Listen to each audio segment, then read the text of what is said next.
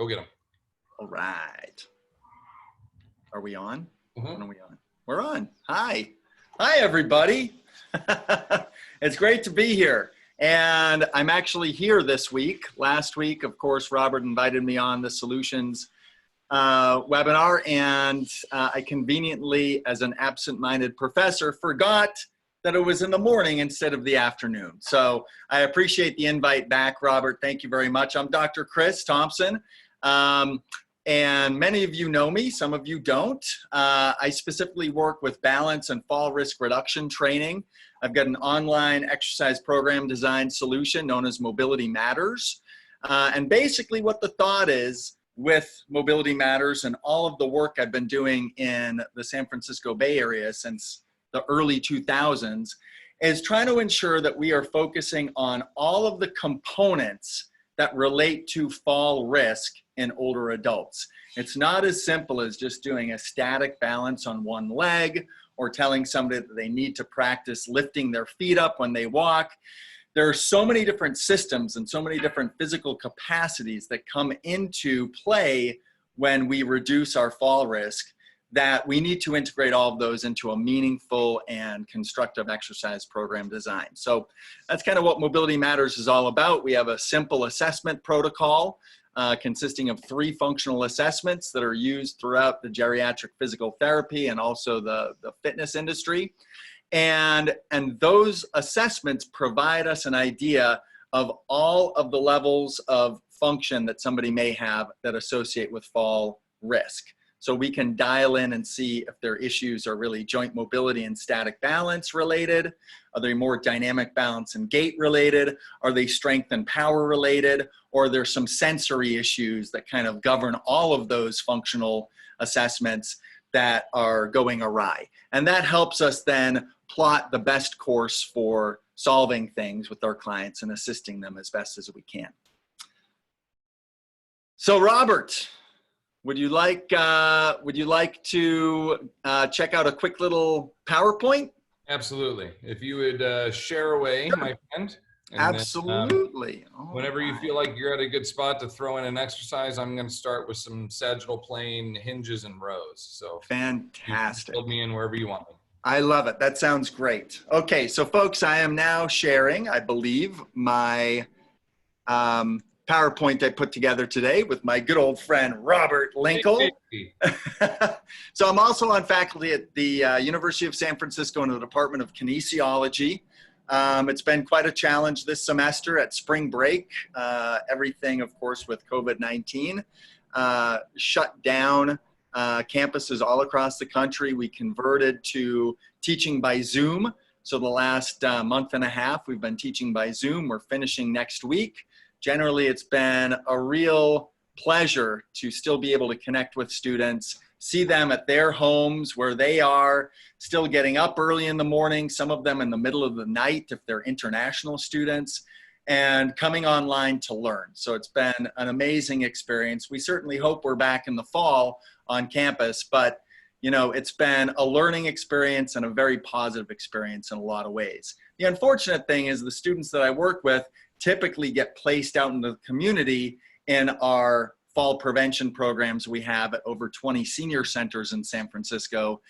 And those experiences are things that we've had to find creative alternatives for. So they're not hands-on working with older adults. And that's a really unfortunate circumstance because I'd love them to get the experience of knowing how gratifying and important it is to work with this age group. All right, so let's go on, just talk about general guidance. So again, Mobility Matters is a big platform, but I wanted to provide just a little bit of information in order for you to recognize how the different components within the Mobility Matters program can be progressed or regressed. And we follow essentially a very logical program progression model. We have some sensory enhancement exercises that we're going to practice today. This is where you see people shifting their eyes and turning their heads and tracking objects. Maybe they're tossing a ball back and forth between one hand and another as they're standing in a balance challenge stance or they're walking. And it's really important to ensure that we are identifying the right level of challenge for these exercises, because the complexity of balance and the complexity of sensory motor integration, where we have information coming up to the central nervous system, it's being processed, and then we're producing what should be kind of the most sensible motor patterns in response to that incoming information. If we overwhelm the central nervous system with too much information, we're simply not going to have appropriate or beneficial movement patterns that will be resultant. And therefore, we're really not training anybody to get better. We're probably training them to get more unstable. We're training them to get more fearful, more anxious, and perhaps doing more harm than good. Additionally, if we kind of just go to the least common denominator and don't challenge them enough with their sensory motor integration capabilities, then we're really not serving our clientele very well at all, because they're ultimately not going to adapt and improve in this particular area of function. So we've adopted what's known as the 75% rule. Essentially, if you're doing sets or you're doing a duration of an exercise, we want to ensure that about 75% of the time, with focus and concentration, the client, the patient can do that exercise successfully with good postural control and good motor control. And 25% of the time, it's okay if they wobble. It's okay if they have to put their foot down. It's okay if they lose their balance, because that's really telling us that we are right on that edge of challenge that is going to allow the person over time to make progress. So I never want to hear any of my clients or any of our participants say, this has become easy for me.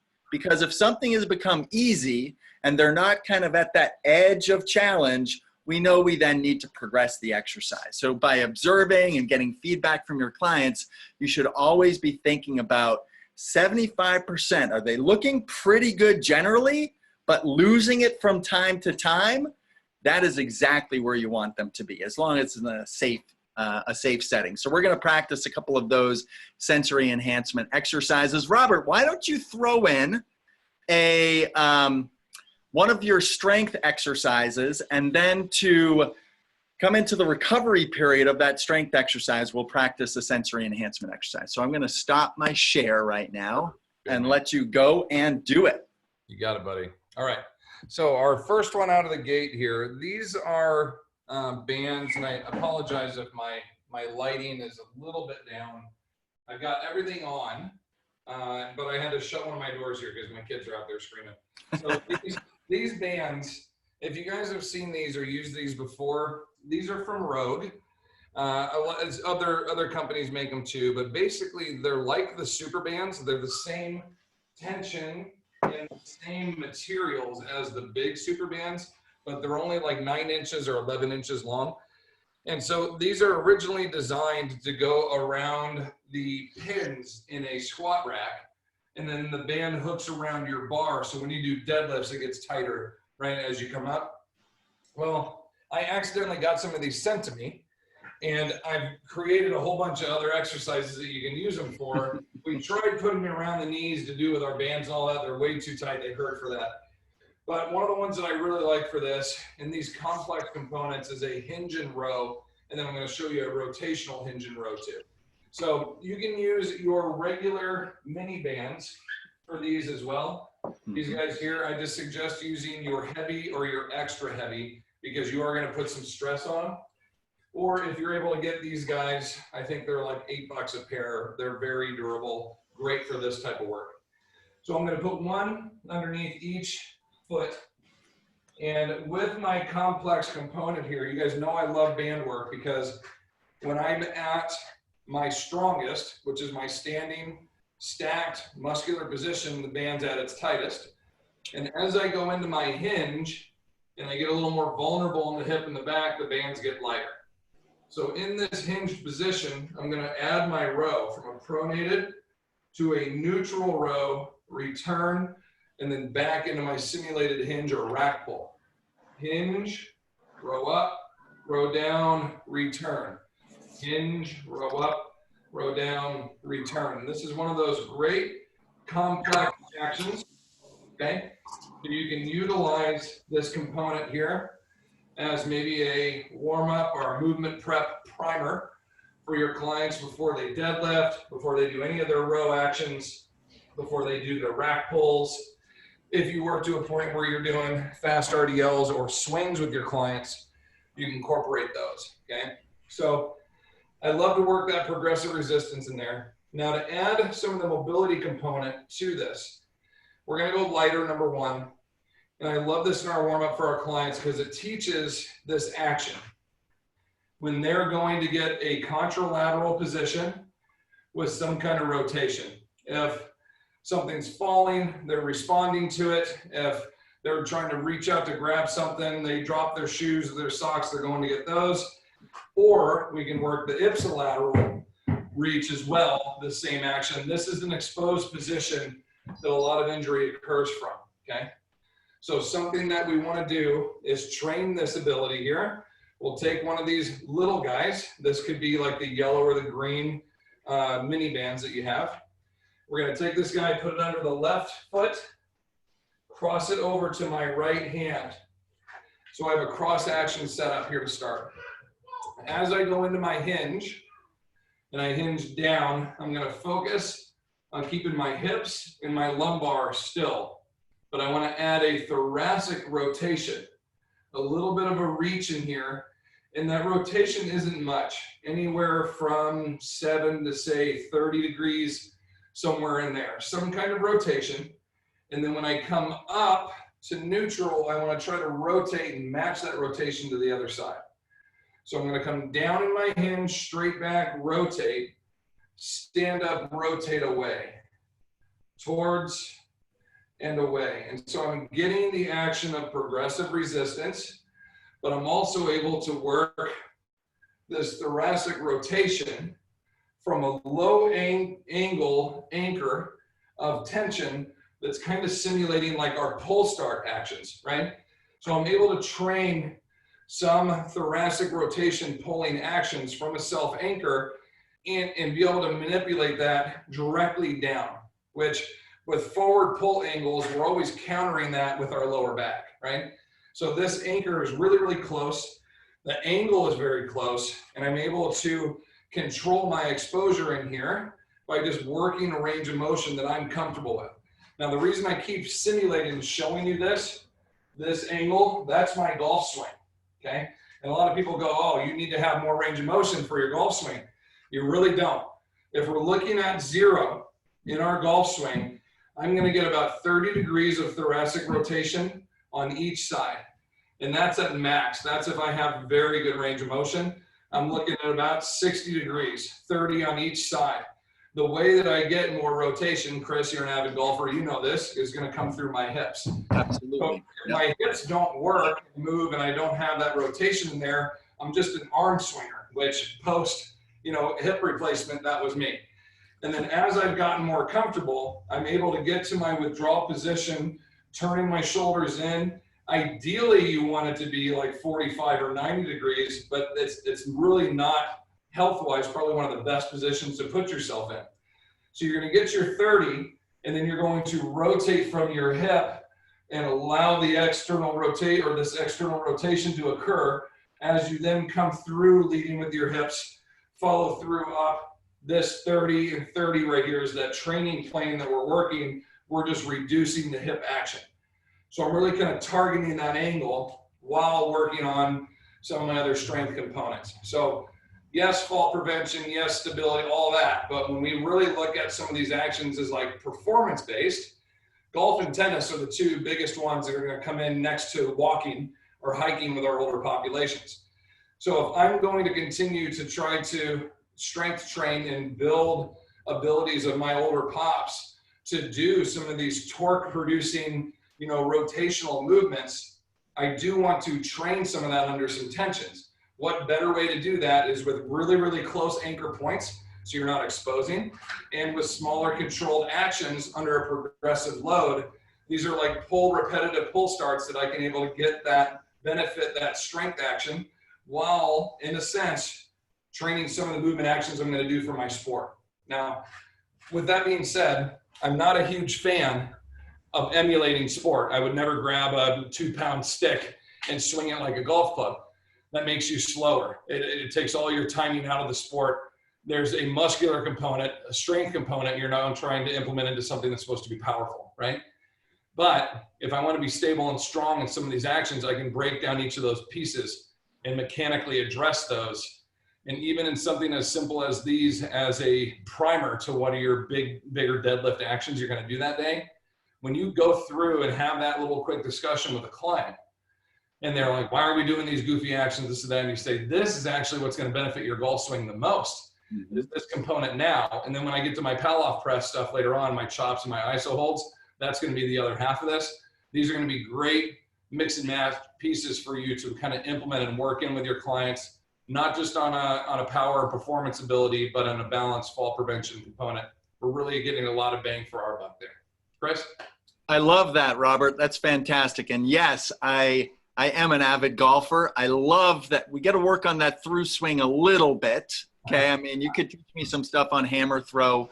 I'll teach you a few things on the finer points of the golf swing. But Robert, you're absolutely right. I mean, this focus on thoracic rotation, we should not be thinking 60 degrees in each direction. I mean, that's just, it's anatomically not what our thoracic spine is meant to do. We're supposed to try to maximize rotational difference between the hip joint and the thoracic spine. And that's what generates the power and ultimately the sequencing of the golf swing.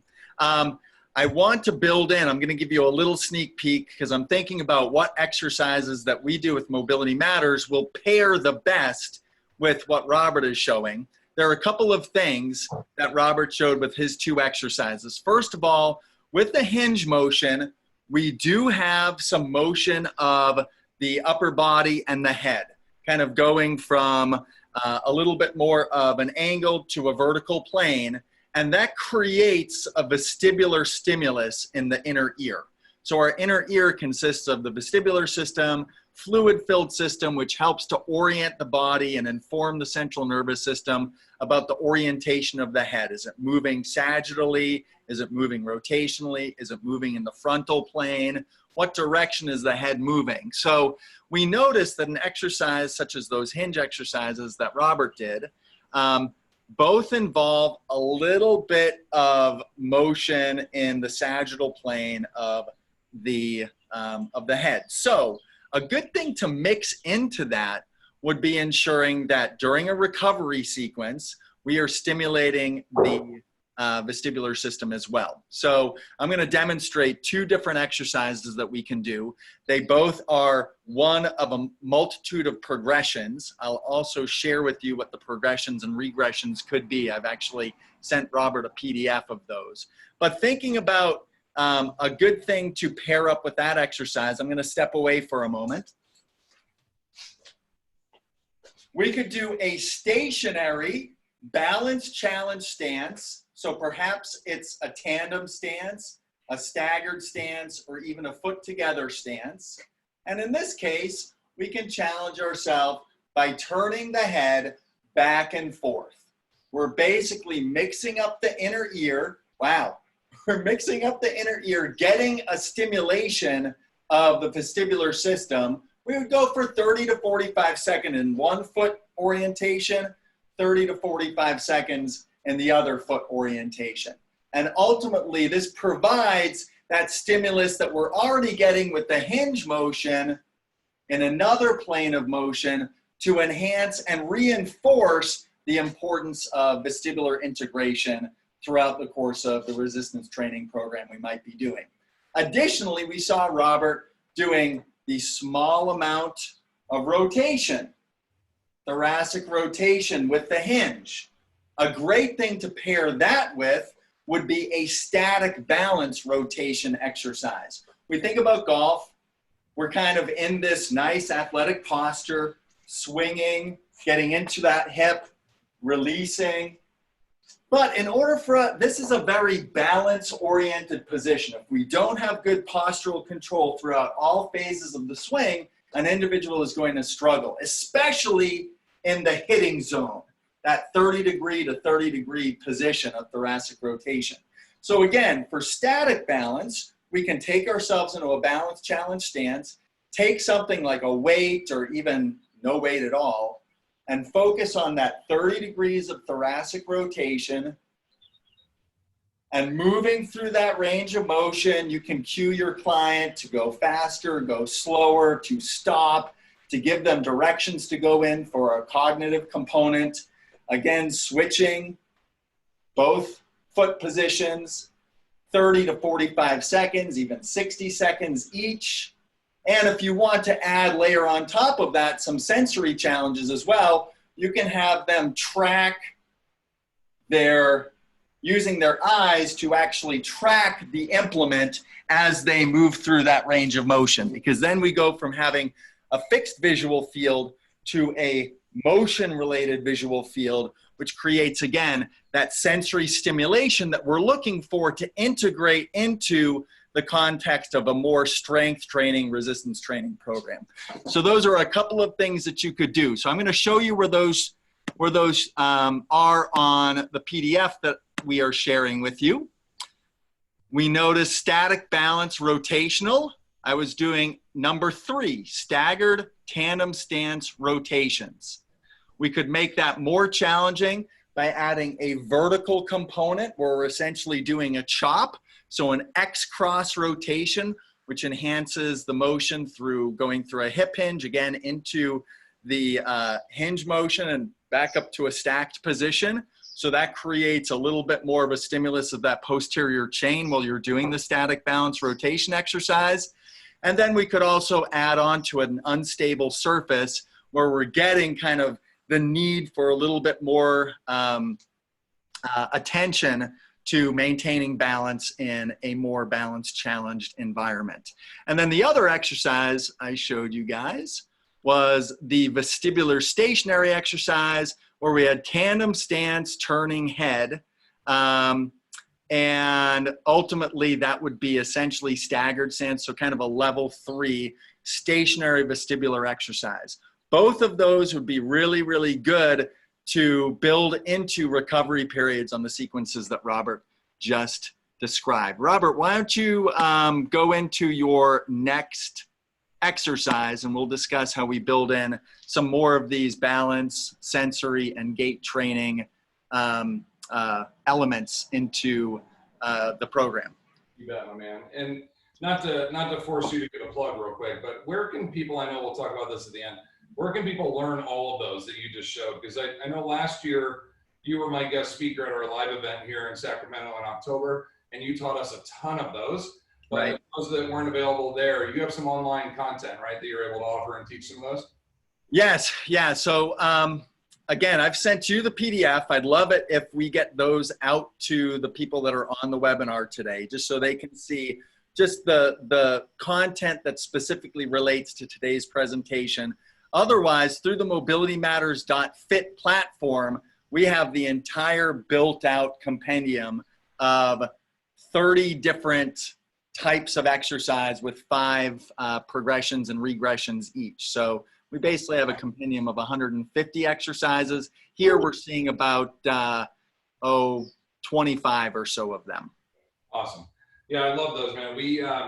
I was able to work through my notes from the other day. We've been doing superset components with our live stream clients because we'll have these periods that today we did really high volume stuff. Our clients, we had to do, 100 glute bridges, and then I gave them a 2-minute break. Well, during that 2-minute break, we were working on different wave components and different stance positions during our active recoveries, just pieces that I got from you. And I love working those in there. So I think I'm looking at that list just going like, I don't know what that one was. I don't remember it. I'd love to be able to do that stuff. Okay. Yeah, and I do love that. I feel like anytime that we train an older adult, we need to try to utilize every second of the training session. So building in these sensory, these balance, these gait components allow us to make the best use of those recovery periods. I mean, also it's known that we have the most difficulty with kind of these sensory motor integration patterns that might be sensory stimulation, static, dynamic, or gait enhancement movements when we have peripheral fatigue. So we kind of want to put our clients into a situation where they're having to perform these complex balance maintenance exercises when they're also having to deal with the fatigue of a previous set of, whether it's resistance training or maybe a higher intensity cardiovascular interval, because then we're really making sure that no matter how tired they are out there, whatever they're encountering, their body has practiced being able to maintain postural control even when they are in a fatigued state. So let's use that time as best we can. That's, I mean, in strength coach terms, that's pre-exhaust training. Basically utilizing something else to fatigue the musculature of what you really want to focus on, and then making them really emphasize and place a higher focus when they're tired.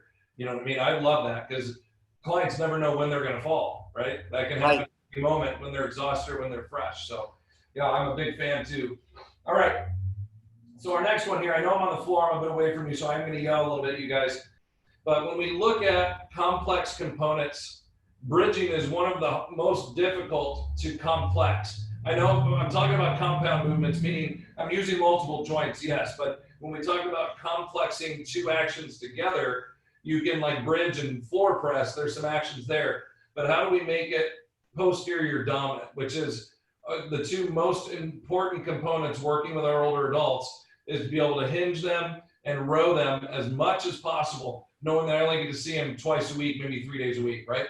So part of my bridging component, you can do this from the floor, feet elevated, whatever level your client's at, with a band on to get more abduction. We talked about that the other day with Evan, how we get all three of the glute abductors to fire with those bands on. But really the component that I love to add to this is a low anchor pull down while bridging. And one of the hardest parts of this, but the best part, is that if your band is tight enough, when I do my chin up or my pull down action, if I relax my lower half, the band is pulling me. It's trying to drag me across the floor. So for me to really recruit hard, I'm going to show off my legs real quick.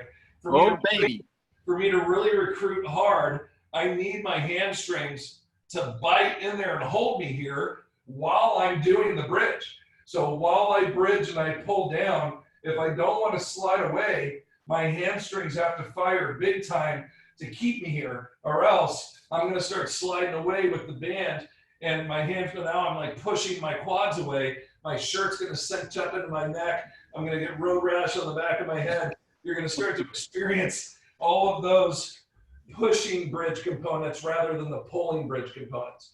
So it's kind of one of those, like, you guys know the little sliders you can put on the carpet? You put your hands or your knees on them and they slide? Yep. Put those under your heels when you bridge, like you're trying to do a hamstring curl, like sliding in, trying to isometrically hold those while you bridge. That teaches that bite, that hamstring glute activation. This is kind of another way to do that. Don't let this band pull you away. So good full extension here at the shoulder. Toes up, I got my bite right away. My hammies are already on, I'm ready to go. And so as I bridge, I'm gonna get my pull, chin up action, return, hips down, arms to full extension.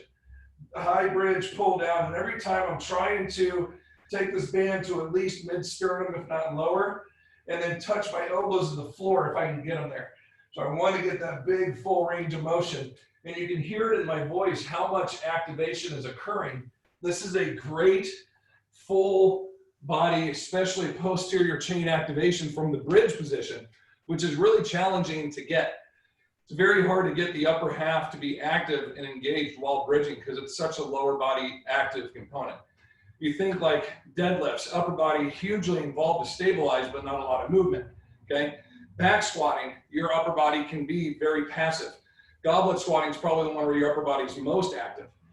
All three of those that I just discussed are all vertically loaded actions that with a lot of our older populations, we can't do right out of the gate. So how can I teach upper body activation with a posterior chain emphasis, right? While teaching them a hinge action or a break at the hip action? This is a great example of that, okay? So you can kind of superset those in with some of the other ones we're talking about here. And then another one that I like to do, I don't know how often people think about this because we're in such a bilateral, even load mindset, okay? I have a low anchor. I'm going to do a half kneeling position, but I have two different tension bands, okay? So I am, even though I'm in a contralateral stance position here, a split stance position, I am going to do a bilateral row while I'm in my split stance here, but I have two different tensions. So when you heard me say a contralateral position to start, because the right arm is doing a little bit more work than the left, right? It has the heavier band. My left foot's forward. That would be a contralateral row for me. So even though I'm bilaterally rowing with both arms, I'm getting what I call bilateral dominance, okay? One side is doing more work than the other, even though they're working at the same time. Mm-hmm. So something we can do here as kind of a complex combo is I can do, let's say I'm doing 15 or 16 of these. I can do 8, and then on my 8th rep, switch my feet. So now I have bilateral dominance from a contralateral setup to an ipsilateral setup. Everybody see how I switch that? Mm-hmm. So that gives us a good opportunity to work on some of these overloads while giving people the stability of bilateral setups, okay? Right. It's those halfways, it's the in-betweeners, yeah. That our clients maybe aren't ready to go strict to a pull start, but if I give them two bands to hang on to, one slightly overloaded versus the other, I know there's an imbalance in there because they're super clenching this shoulder, their pull or their grip strength was 2 to 1 from the right side, right? I can see these overloads. I can try to equate or eventually design a program that will seek out muscular equality. Remember, you're 30, 40, 50, 80 years into life with some of these folks. Are we going to be able to fix that? I don't know, but we can do our best efforts, right? So can we seek muscular equality? Always. Can we achieve it? Maybe, maybe not. But this gives us some of those opportunities to where we're not just doing single arm row. We need the bilateral or the contralateral stance setup to help them stabilize, but I'm still seeking that equality between the two. So it's one of those tweener exercises that you can do in almost every movement pattern, right? We just don't really think about how to implement that sometimes. And it's as simple as just hooking up two bands and letting them go to town. And then you flip the bands. So if the right hand had the heavier loaded band on the first 2 sets, you'd flip it left hand and then again do contra and ipsilateral, right? Absolutely. So you're basically getting a sequence of 4 exercises. Yeah. Or if you have a client that is so overly dominant on that side, just let them continue to train their weaker side with the heavier load. Right. So if I'm like a 2 to 1 strength wise, and grip strength is a great indicator of that. If you go through with grip strength and I can do 55 pounds of pressure on my left and like 28 on my right side's just weak as shit is really the way I can look at it. If my grip strength can be an indicator of anything, it's going to be my ability to grab and pull. So I may as well just put that heavier band on my right side for weeks, in my opinion, and try to increase and build that strength in there. Because you'll be able to physically see it. You'll see trap development lower, measurements of girth will be lower. It's obvious that they're weaker on that side. If we're truly trying to seek that equality, if I continue to switch every time, I'm just always going to have that gap. So in many cases, I'll just leave the slightly heavier band or the tension to the weak side until I start to see some increases. And then yes, I would do 8 and 8. And then the next round I'd switch it and do 8 and 8, something along those lines. So Robert, good question from Annie Curry. Okay, she'd like to know how you manage older clients that might not be able to kneel effectively due to knee issues. Yeah, so you can still get them into that position and allow them to be able to do the exercise. So a couple of options. You have all kinds of different RX pads and different things you can do. That's if it's just uncomfortable for them to be on a knee at all. Coming from a little bit of a yoga background, my sister has introduced me to some options utilizing the chairs as like these warrior poses. Mm-hmm. So you get your chair and get them into a warrior pose here where my back half is still active and I'm engaged while doing the row. My knees off the ground, but I'm stabilizing, I'm on, right? My musculature is on, I'm almost off the chair, I'm just barely touching it here. And so I'm able to get my split stance contralateral setup, do all my actions, reap all my benefits of that. But if I relax my legs entirely, the chair is supporting me. Right. It's kind of in between, or if this is something that's just super uncomfortable for people, you just take them to the split stance action, right? and have them Right. switch from there. We can always set that up. Just a larger gate setup is always a good one, but that chair has been that like blessing in betweener piece. And we just started that maybe, I don't know, 4 months ago. And that's been a huge switch for my clients because you saw how close I was to the floor. Right. I was an inch away. Right. So basically achieving what I want from Right. a setup, but without that knee pressure Right. piece. You get that depth, but you're not loading into that knee as much. Absolutely. And I also noticed that trailing toe, you're always digging into the trailing toe. You're not just letting the foot lay out behind you, because that produces a more activated position, so your knee is protected a bit more as well. But not only does it protect the knee, but it's working a lot of the aging issues of the foot. So we have these problems. Make sure you guys can see me here, okay? We have these problems with, Christian, you may remember this. I can never remember if it's hallucis or the pallicus. What's the big toe? H, hallucis? Hallucis. Okay, so the hallucis will get that frozen joint basically to it. So part of the mobility of just maintaining that ability to dorsiflex and plantar flex and stabilize that toe is to just train this position. So anytime we're in like a 6 point, if we're doing bird dogs or anything with them, I always want them to tuck their toes. And we'll even do just rock backs from here to train that Achilles flexibility, ankle, dorsiflex, range of motion, you know, into that big toe to make sure it's stable or that it's flexible, because it's a big stabilizer on helping them stay upright and to balance themselves. So as that big joint starts to get fused and starts to have pain and starts to basically regress in its ability, so does the rest of their lower half. Right. It's such a huge key component.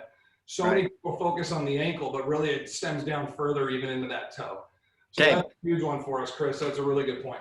Fantastic. And guys, in terms of balance and sensory and gait training, we can integrate with these resistance training exercises.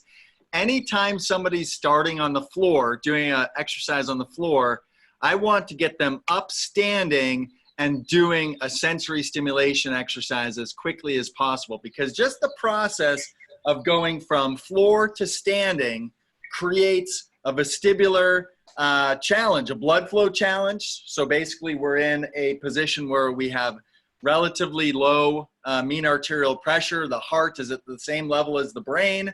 We stand up, we immediately increase the cardiovascular demand to get blood up to the brain. Also through that big movement where we could get some orthostatic hypotension, we also have motion within the head, which can really challenge the vestibular system. So what I would do, getting somebody out of that, the floor bridge position, is immediately bring them up and do an ambulatory sensory stimulation exercise. So I'd bring them up to standing, and then they're going to practice the head turns and the eye shifts in an ambulating fashion. So they will be shifting their eyes during a forward march, turning their head during a forward march. So again, we're continuing that kind of theme of sensory motor integration in the same context of coming up into a standing position where somebody may have some blood pressure regulation issues. The more we can challenge them with that, the better. So the thought is we're kind of approximating what it would be like for somebody to be getting out of perhaps bed in the middle of the night, needing to get over to the bathroom. Perhaps they need to go use the toilet. And that is a situation that is absolutely ripe for people to fall. So we need to prepare them for kind of this supine to standing and ambulating situation. So best way to do that is do a supine based strength exercise and then immediately transition into either a sensory stimulation or just a simple gait enhancement exercise where instead of turning the shifting the eyes or turning the head, we basically just go into a diagonal step process, step to balance, a zigzag forward step to balance pattern. That way we know that we're kind of creating them some comfort in a gait or a sensory stimulation pattern that is beyond what they are likely to have to encounter when they're going to the bathroom at night, so that we're kind of training them for XYZ, and their life's going to give them ABC. So if they're ready for XYZ, they're going to have no problem with ABC. So we like to do gait enhancement right after we do supine exercises. The other thing, Robert really focused a lot on that posterior chain, right? That is obviously a super key in resistance training. Always focusing on either hinge from a standing position or bridging from a supine position. We can add a little bit of that into our gait enhancement work as well, where we do a lateral hinge to balance, side step. And if that's too easy, we come back into a tandem stance position. Lateral step, tandem stance recovery, balance challenge. Lateral step, tandem stance recovery, which again is a more balanced challenge position. So we're working some reactive balance along with this more frontal plane gait exercise. Really, really good complement to kind of the hinging and the floor bridging stuff as well. So those are a couple that immediately come to mind that would work well with the two exercises you just demonstrated. Yes, sir. And to kind of go on to the next one here, I'm not huge on plug-in products, guys, unless it's something that I really, really like and believe in. And so this is a handle that I've been talking about for a couple of years now. It is, I jokingly call it the Ferrari because it's Italian. But they're angle 90s, and they are expensive. They're like $70 for a pair. But our clients absolutely rave about them, and they cannot be more insistent on using them anytime we're using bands or doing anything. So it's a great piece, and the ergonomic component to it with the grip in the hand was really made specific for people with sensitive grips and hand issues. They're thicker than the average bar, so they're easier to hang on to, and it molds the hand. So again, not trying to plug a product, but when I find one where I'm like, this is exactly what I want, I have no affiliation with them, nothing, there's no returns. It's just, I love the product, okay? So Carabiners, if you're ever gonna do Carabiners, buy ones from REI or from mountaineering companies, because they test theirs for like thousands of pounds, not a couple hundred. And then you click that on, you now have a smooth carabiner material onto your band that will basically take care of and extend the life of your band. And it's not taking a material that's now looped around your band, cutting into it. So it kind of cuts out that middleman, and that'll help a lot with some of the row actions and handle grips. So I just wanted to mention that because I get a lot of clients go, this really bugs my hands holding on to this. Should I put a towel in there or something like that? Those are good in-betweeners for like home time right now. Obviously, you don't want to ask your clients to go out and spend 80 bucks on a pair of handles that they're not going to use until they, come back to the gym. So just an option for you to do there. Okay. So these last two are hinge and hip displacement actions that I like to do with some outside sourcing. So some different actions. As I was telling Christian when he asked me earlier, what are we going to focus on?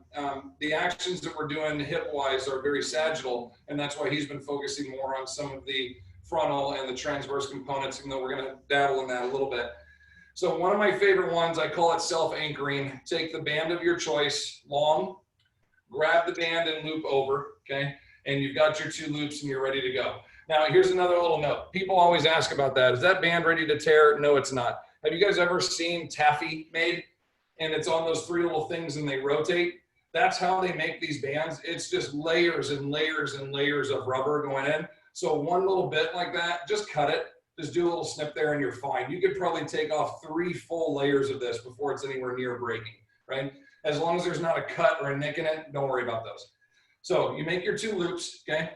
Step into your band. Remember, I like to do these with shoes on because number one, if you're ever using the round bands, big no-no. I don't even have them in our house or in our gym. I have one over here to demo it because it'll roll right off the bottom of your foot and smack you in the face, right? Gosh. But everybody likes to use those because they have handles built into them. And really, they're not ideal for anything other than having a handle. The handle's so small and so minute. You're over gripping. That's leading to all of our arthritic conditions. Like, they're just shit. So just don't waste your time with those, in my honest opinion. So I'm going to make my loops. Bands deep. I like these because they're square, rectangular. It's going to dig into the bottom of the shoe. And then I'm in my self-anchor position, and I can adjust my grip as wide or as narrow as I want, okay?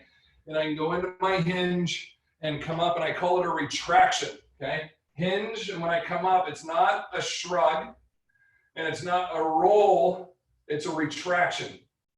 Hinge, come up, retract. So I call it like Superman chest, right? Like when he's opening his jacket, okay? So you do your hinge, you come up, pull the shoulder blades back, try to pinch the scapula together, lift your sternum up, hold that tension for a second, and return. The second part of this exercise is a low band. I always open the band up first, let the client step into it, and then pull it up, rather than trying to step in 1 foot at a time, and then they get caught and they go taking a tumble, right? So you open it up, let them step in, pull it up like a pair of pants, right up over their hip, and then I can step forward, right over the ASIS is my contact point, and I want to do a hip displacement, and then hip engagement pulling forward. Displace, let it pull me, hip engagement pulling forward. Mm-hmm. Once I teach vertical with the self anchor, and then I teach a band that's pulling into displacement, the exercise I want to show you is both of these, okay? So we're going to marry the two together now. So I've got my band on, I make my loop, and so now I'm going to do my vertical hinge with my retraction while working on my displacement of my hamstring hip hinge, letting it stretch me. I'm going to work the tension of the band forward into my glute hamstring action while pulling my retraction back into my Superman chest. Think of all the action on right now, posterior chain, with just two resistant components of a band, okay? You got a lot of action working here, a lot of things going in our favor. And the one that I like around the hips the most is if you have any hip or back issues, this not only is it teaching you to displace and to load your hammies, it's also creating a little traction component that feels pretty good for people, right? Great. And it's teaching you how to be inertially aware. As a hammer thrower, I'm all about inertia. I'm all about manipulating the weight that I was countering, right? So right now I've got about 40 or 50 pounds of pressure that's trying to pull me. And if I relax, it'll win, right? So I'm inertially aware, I'm inertially engaged, but I'm not just counter leaning either, right? So for me to hold this position, I'm on, everything's on, bracing this band, even though I'm not going anywhere. So this can be a component for you just alone, just bracing the tension of the band, doing it laterally, bracing the tension of the band, posteriorly, bracing the tension of the band. And you can load these up pretty solid for people. We're just holding here, my hammies are on to not let me get yanked or get sagged forward, right? So working on manipulating these tensions, stepping up correctly, working on manipulating these tensions to help you, learn to engage these little musculatures. Great for stability, cognitive, and to a psychomotor connection, that affective connection of awareness of how the body works and how it needs to contract to manipulate through space is really a good pattern to teach people, okay? And then Chris, before I let you bring us home, my last one, high anchor. Most people like to do Pavlov press from a horizontal anchor. I like the high anchor actions because of what we're gonna do after. My hand that's closest goes in first. I wrap, my other hand goes over the top of it. See how straight my wrists are? I don't want this action, which is very common for clients to do. They'll kick this wrist over because they're like, oh, I got to get on top of this to help pull it. This outside hand, it just grips on. It does nothing. You're pushing with this side. The other one's just holding on, but I want my wrist straight, okay? So I'm going to take that action, and my Pavlov press, I'm just going to work out to some tension. I'm going to bring it in easy, elbows in tight, work my retraction, and then my strength coming out. And I get a good squeeze every time. I'm trying to tell my clients, I want you to flex and like, show me your muscles, retract, show me your muscles. Like if I was going to lay on your arms, right? Like lay on top of it, I want you to brace me. And that's just to teach the engagement here in that athletic position, because the exercise we want to do is the chop. And like Chris talked about, my backswing wasn't all that great. So this chop action is going to come up and reach away, chop down to my low hip. So I say high shoulder, low hip, high shoulder, low hip. But see how my hips aren't moving much. This is that thoracic action. Mm-hmm. Remember what we did earlier. low to high. Now we're high to low. We just drew our X, right? External, internal, external, internal. We just drew our X across our core. So we're not going to overdevelop, right? Or over abuse one of our movement patterns. That's why I like the high angle, because I know I did all this stuff, you know, earlier. So it gives you that activation, which we see core and trunk as this action and as this action, right? But with the rotational sports, it's not just that plane. We're working across more external oblique, internal oblique, chopping, forehand, backhand, golf swing, lacrosse, hammer throw, whatever those actions are. The torque producing ones are really the ones that are using that X action. And so we can train that to stabilize us, plus your posterior chain, muscular development, mobility, activation, all that we've talked about, you're golden. Yeah, totally agree, Robert. And just having the anchored band around the hips with that, it creates that you have to have isometric stability. Without it, you're getting pulled all over by that thing, right? So it's awesome to know that that is providing that load that your body needs to accommodate. I mean, essentially you could say it's either an anti-rotation or it's essentially providing a vector of resistance that you have to be solid against. So it really creates kind of this environment where you can still move segments of the body, but you've got kind of this stability, this double stand stability or single stand stability, where you're recruiting essentially everything throughout the trunk and the gluteal muscles. And what I like to pair with an exercise like that is very much like statuesque, you're focusing on developing that isometric stability, is ensuring that we work in some real kind of dynamic, rotational plane, dynamic balance exercises. So I'm going to quickly share again. I'll go back to my little list of exercises. So we've now talked about visual and vestibular stationary. We also discussed the visual moving with the shifting eyes forward march or forward walk. That's a level 4. Turning head forward walk, a level 4. We discussed the rotational static balance. We discussed gait enhancement, forward side steps with forward reach, and coming into that tandem stance position, which adds a little bit more challenge. So let's go to a dynamic balance. Instead of frontal step to balance, because I like to really match a lot of motion associated with an exercise that Robert just showed that had so much isometric activation, we're going to do a rotational step to balance. Again, still providing the visual and vestibular challenge because the motion is rotating, and then just kind of ensuring that we're moving the entire body, and instead of being in a very static position, we're having to react from a balance perspective to the movement that we're making. So we would go to a standing position, and we're thinking 90-degree turn, 90-degree turn, 90-degree turn, 90-degree turn. We're getting that head rotation that's creating some of that visual and vestibular challenge. And then we're also getting that displacement motion where we need to rely on the stability of the stance leg to decelerate us, stabilize us. You can even add something like a triplanar reach. When you get to that position, then step and rotate, triplanar reach. When you get to that position, triplanar reach. So we're incorporating some of that hinge element and some of that lower body driving displacement element as well. So I just see all of these kind of connecting so well together, and you just look at the task demands of the resistance training exercise and think about which gait, sensory, or balance exercises sort of make sense to pair with them. And you can either say, we're going to continue on the same sort of tasks that we see with the resistance training exercise, like we did early, where you're doing your hinges. So we kind of built in the side step with the hip hinge, or you kind of bring in something that's totally different. You're doing this isometrically activated Palloff press underneath tension with like being very you have to be very stable and rigid.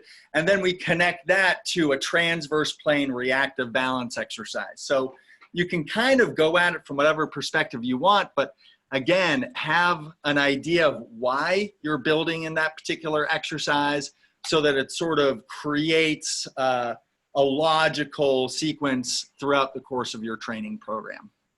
And as you started off kind of discussing the idea of having that like pre-exhaust component, those lateral steps and the transverse component you just showed, along with the transverse ones we just did, we kind of pre-exhausted for that to emulate that same action. That's a great training component. Or you could go just the opposite and work your frontal plane actions when we just did our transverse component, addressing something that's fresh compared to what you just exhausted. Like that's, you know, when we use that term like muscle confusion, you know, or undulations of our programming, that's very similar to that. You're either exhausting something that's already tired, or you're going to superset that with something completely fresh to take advantage of both while one recovers. I mean, that's almost like hit intervals, you know what I mean? When you're trying to hammer one and then we'll let that rest while we hammer another, and we hit those pieces to maximize our effort on each one, but in a balanced movement pattern effort rather than you know, a cardiovascular component. So Chris, I love this, man. I feel like you and I mean, the same with Evan and same with Ryan. Like when we get going on some of these, I feel like we could just keep going. I just got lists of stuff that I could showcase, and then a piece that, you know, that you could plug in right there, and a corrective that Evan could put in, and then our cognitive components that we can address. It really is a great collective of content that we can, you know, that we can share. So thank you so much for doing this, number one. And thank you for allowing me to tease you for missing. Everybody noticed his name at the bottom. Doctor, I'm always late for my appointments. That was my doing. And I should have confirmed with him, as I do with most of my guests. No. You're on, so that was partially. It was on me. It was on me. I just appreciate you not calling me like Dr. Doolittle or something like that. I would never do that. No, I promise you I was busy. You're my buddy. I would never do that. I do that to Ryan, but I wouldn't. Oh, absolutely. He's a millennial. What can you expect? Well, he can take it. Well, so are you. No. I'm an old. Yeah, I just made it into Generation X. You're still an Xer. Okay, good. Welcome to the tribe, my man. All right, my man. We have any questions? If anybody wants to fire away, we got just like 2 or 3 minutes here. We're happy to stay on. If you have one, I'll give you a couple seconds while I talk to just shoot a question up there. Chris was our last, or is our last trainer talk for the month. Obviously, it's our last day, but it's really our last one scheduled. Starting next week, we have Rigging with Rob will be available weekly.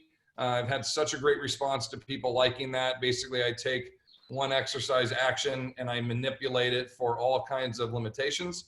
So let's take a bench press as an example. All the different angles we can do the grip, the different positions from floor to incline, the different pieces of equipment that you can manipulate to use for a shoulder issue, an elbow issue, etc. So I just kind of show you how you can rig little things to make it more comfortable or appropriate for a client. So you're not avoiding the movement, but it's more comfortable for you.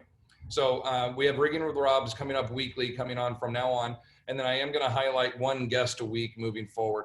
So you'll probably see a couple of our individuals that have been on with us here in the past. They'll be back. They're just great people, great content. As with Doc showed us here, I can't get enough of his information too, knowing who I work with. I love supersetting this stuff in. So Chris, number one, I really appreciate you sharing. And with the PDF as well, all that stuff. Being today's the last day, all of the presenters that we had this whole month, any of them that shared any PowerPoints, any of that, that's all in a big file, and we're sharing it to everyone that signed up for everything. So even if you weren't signed up for Dan John, you're getting it, right? You're getting, you guys are all in. So you'll get all that stuff from the month. And I think there's going to be a plethora of stuff, to steal a Three Amigos term, a plethora of information for you to look through. A veritable plethora? What does that mean, El Guapo? El Guapo. Thank you. Not everybody's seen that, so a lot of come on, that's too my great lines from that nobody gets. You know, that's too easy. Anyway, my favorite one is it's a mail plane. If you see his little balls. Anyway, so if people want more information from you, where are they going to find that at? Yeah, they can go to, let's see, www.mobility, if I could spell, mobilitymatters.fit. That is the exercise program design solution that we came up with. And then also they can do just a search for, I've given some FAI webinars, some medical fitness network webinars, and authored some CEC courses for PT on the Net, PTA Global. Just dig around a little bit, you'll find me. Okay, so mobilitymatters.fit, that's your primary home there for most of your... That's correct. That's where we provide essentially the balance training solution, which kind of puts together everything from assessment to program design, and then kind of client support stuff, sending them homework videos and having a whole method where you can track progress. So it's really meant to be a tool that a trainer can use to really optimize this portion of older clients' training, which is a necessary portion. Just as resistance training is necessary, balance, sensory, gait training, we've got to have it. We've got to have corrective exercise training if we want people to be able to be resilient enough to engage in the types of work that we do. And we also need to ensure that we've got people cognitively engaged as well, because that's such a huge piece. So this kind of is meant to satisfy that element, which would really provide a good step in the right direction for an overall program. And on the website there, can we purchase those really cool shirts you have on? Or like you have I will put, yes, actually you can. They're, yeah, we do a little thing with Spreadshirt. So I'll make sure there's a link. I think it's on the blog where you can get some stuff. Maybe I could get like a schmedium and I could buff it out like you do. Yeah, I would probably say that you would buff out like It looks like they're Euro sizes. So yeah, I'm probably going to need a big one. All right, my man. All right. Thank you, Robert. Thank you. Check out mobilitymatters.fit. Thank you all for being here. We appreciate you all. Thanks, everybody. See you next week, next month, whenever you're able to attend our next event. Thank you all. Have a great day. We'll talk to you later. Bye, guys. See you, bud.